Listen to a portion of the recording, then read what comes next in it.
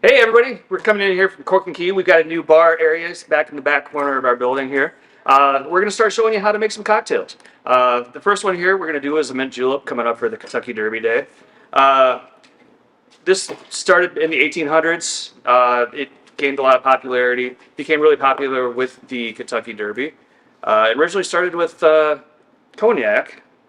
So what we're going to do first, we're going to start off with a little mint. We're going to slap it a little bit. We're going to put it in our mint julep container.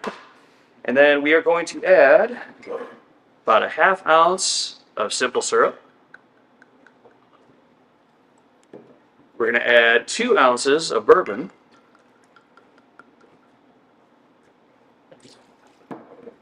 Fill it with a little crushed ice. This is kind of an important step with mint juleps.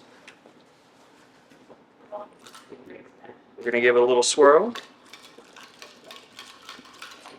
And then we're going to top it off. All right, we'll make this quick. Ha, beautiful. All right, give it a little swirl. Top it off with a mint sprig. And you're good to go. Cheers. We're making cocktails. What do you want to see? We'll teach you how to make it. Comment down below. Cheers.